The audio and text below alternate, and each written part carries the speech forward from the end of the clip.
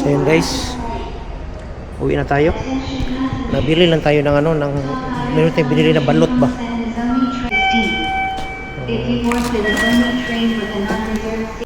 Pero balot sa Japan guys, legit kayo. Tikman natin pag-uwi natin sa bahay. So yun, dito tayo ngayon. Makabis kasi yung train dimension. No? Sakay tayo ng train. Platform ito. Alas 3:56. Ito yung dala, binili natin ng balot. Okay guys, oh.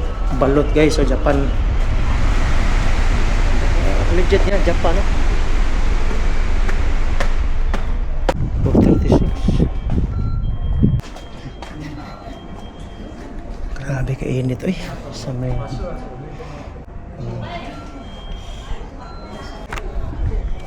So, itong balot na nakuha, no? Kauno na ito, ipagabot ito sa kun. Ito.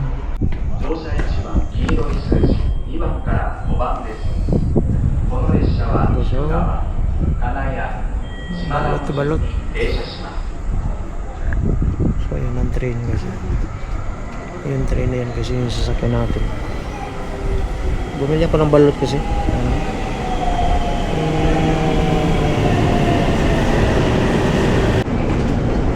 Dito tayo guys.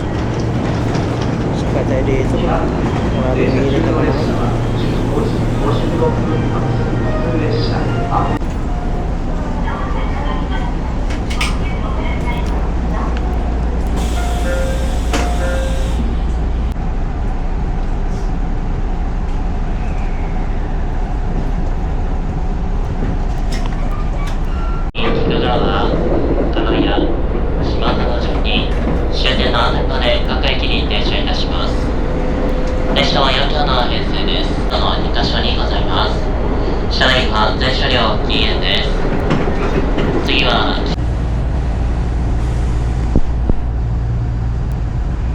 Train station yan, kanina sinakyan natin. Ayan o. Dito na tayo sa Shimada station. So bit-bit pa rin natin itong balot ba. Nag-cravings ako guys, nagpunta ako sa Kakigawa, yung sa kaibigan ko na may-ari ng Philippine Store, si Dongbin. So ito mamaya kakainin natin to. Sumakay tayo ng train, no? Tapos mamaya sakay tayo ng bus. Ayan, bus. Sakay natin yung balot.